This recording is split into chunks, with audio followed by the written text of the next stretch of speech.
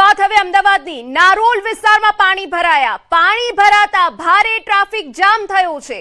ઓવરબ્રિજનું કામ ચાલુ હોવાથી હાલાકી. કામગીરીના પગલે પાણી ભરાતા વાહન ચાલકો પરેશાન. કલાકો સુધી લોકો ટ્રાફિક જામમાં ફસાયા છે. વિશાલા બ્રિજ સુધી ટ્રાફિક જામ થયો છે. આપને વિગતો આપી દઈએ કે જ્યાં ઈસનપુરથી લઈને વિશાલા બ્રિજ સુધી ભારે ટ્રાફિક જામ થયો છે. કલાકો સુધી લોકો અટવાયા છે. વરસાદી પાણી ભરાયા છે અને એક તરફ ઓવરબ્રિજની કામગીરી ચાલી રહી છે, જેના કારણે વાહન ચાલકોને હાલાકી ભોગવવાનો વારો આવ્યો છે. સામાન્ય વરસાદમાં જ પાણી થઈ ગયું છે. આ બે તસવીરો અમે આપને બતાવી રહ્યા છે કે ગત રાત્રે જે વરસાદ પડ્યો તેના કારણે લોકોને હાલાકી પડી છે. આ સામાન્ય વરસાદમાં તંત્રની પોલ છતી થઈ ગઈ છે. સુરતના ઉધના વિસ્તારમાં પાણી ભરાઈ ગયા તો અમદાવાદની આ સ્થિતિ છે કે પૂર્વ વિસ્તાર ગણાતા એવા ઈસનપુરથી વિશાલા બ્રિજ સુધી ભારે ટ્રાફિક જામ સર્જાયો છે, જેના કારણે કલાકોથી લોકો અટવાયા છે.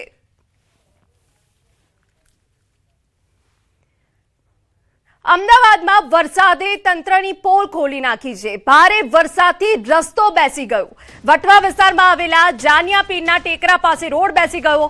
હજુ તો રોડ બન્યો, ટૂંક સમયમાં થયો તે પહેલા જ રોડ બેસી ગયો. કરોડના ખર્ચે બનેલા રોડની ગુણવત્તા પર સવાલો ઉભા થયા છે. અમારા સંવાદદાતા પ્રણવ વધુ વિગતે વાત કરવા જોડાયા છે. પ્રણવ, પૂરી વિગત.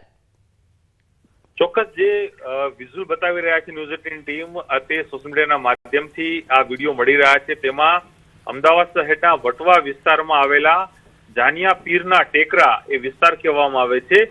ત્યાંનો આ રોડ છે, ત્યાંનો રોડ છે એ માત્ર હજુ સામાન્ય વરસાદ થયો છે, એ પણ પ્રી વરસાદ થયો છે. હજુ પણ ચોમાસાની શરૂઆત નથી થઈ.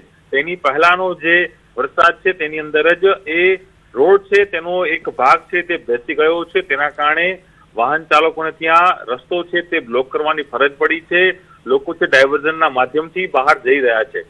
સવાલ એ થઈ રહ્યો છે કે અમદાવાદ શહેરમાં કરોડો રૂપિયાના ખર્ચે રોડ રસ્તાઓ બને છે, તેમ છતાં પણ તેની ગુણવત્તા ઉપર કેમ કોઈ યોગ્ય પગલાં લેવામાં નથી આવી રહ્યા, તે એક સૌથી મોટો સવાલ છે. બીજી તરફ સરકાર પણ ખુદ કહી રહી છે કે ગુણવત્તાને લઈને કોઈ પણ પ્રકારની બાંધછોડ કરવામાં નહીં આવે.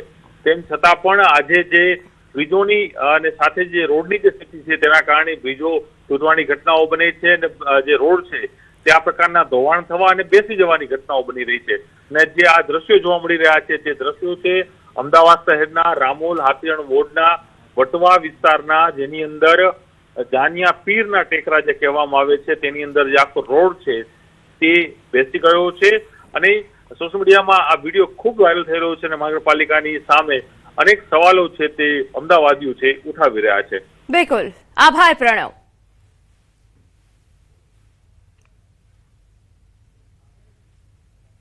ક્યાંક પાણી ભરાયા, ક્યાંક પતરા ઉડ્યા તો ક્યાંક વૃક્ષો ધરાશાયી થયા.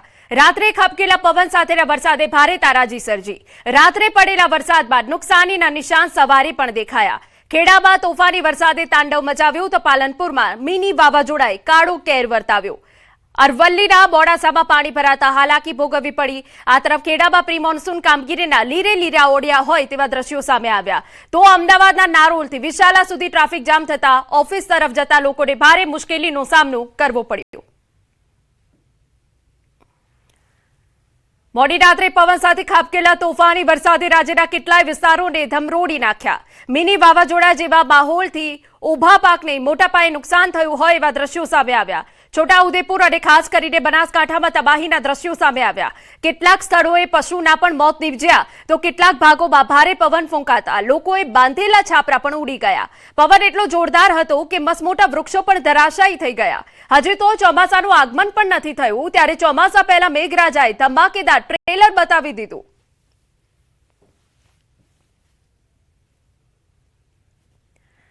સમાચારમાં વાત વાવથરાથી કરીએ. તોફાની વરસાદ જીવલેણ બન્યો. પવન અને વરસાદને લીધે પતરાનો શેડ પડતા યુવકનું મોત.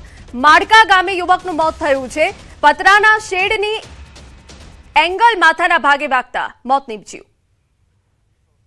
અમારા સંવાદદાતા કિશોર વધુ વિગતે વાત કરવા જોડાયા છે. કિશોર, પૂરી વિગત.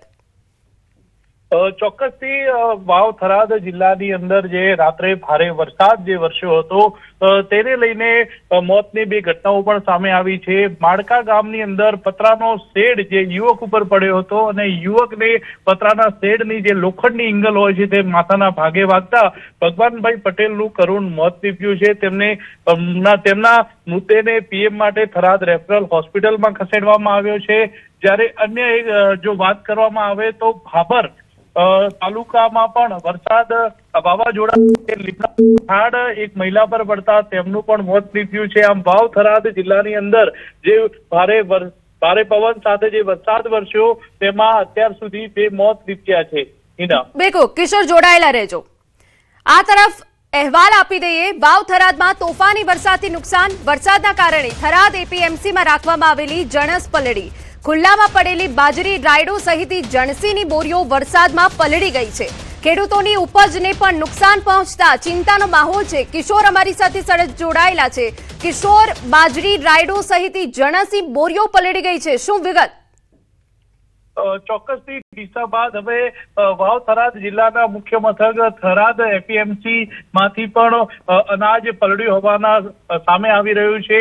મહત્વની વાત તો એ છે કે થરાદ એપીએમસી દ્વારા ખેડૂતો તેમજ વેપારીઓને પહેલાથી જ સૂચના આપવામાં આવી હતી કે વરસાદની આગાહી છે તેને લઈને જણસી જે છે તે પતરાના શેડ પર અથવા શેડ નીચે અથવા ઢાંકીને રાખવી જોઈએ. છતાં પણ થરાદ એપીએમસી ના અંદર જે બાજરી, રાયડો ની જણસીની બોરીઓ છે તે ખુલ્લામાં પડી હતી અને આ બોરીઓ વરસાદ આવવાના લીધે પલળતા અત્યારે તો વેપારીઓ તેમ નુકસાન થઈ રહ્યું છે. મહત્વની વાત એ છે કે અનેક વાર હવામાનની આગાહીને લઈને સૂચનાઓ આપવામાં આવતી હોય છે માર્કેટયાર્ડ દ્વારા, પરંતુ તે સૂચનાઓનું પાલન ન થતા નુકસાનીનો વારો આવતો હોય છે. બિલકુલ, આભાર. વાવ થરાદ પંથકમાં મોડી રાત્રે વરસાદ, વીજળીના કડાકા ભડાકા સાથે વરસાદ, ભારે પવન ફૂંકાતા પાકને નુકસાન. ઊભી બાજરી આડી પડી જતા નુકસાન, કાપણી કરાયેલ અને ઊભા પાકને નુકસાન થવાની ભીતિ વચ્ચે ખેડૂતો ચિંતિત. જંબડા, લોરવાડા, વામી સહિત અનેક ગામોમાં વરસાદ.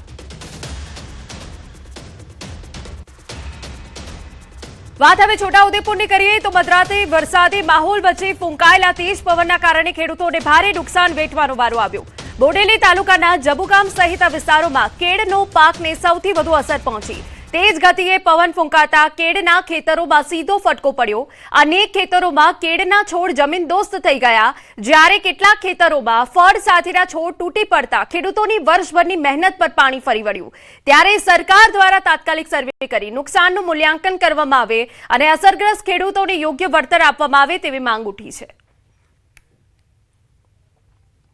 ખેતીમાં મેં કેળનો પાક કરેલો છે અને આ કેળનો પાક 1 વર્ષે આની પાક થાય છે અને આ પાકમાં અઢળક ખર્ચો કરેલો છે અને હવે અમારે પાક કાપવાની તૈયારીમાં છે અને વાવાઝોડું અચાનક આવવાથી અમારા ખેતીને ખૂબ જ નુકસાન થયેલ છે. જે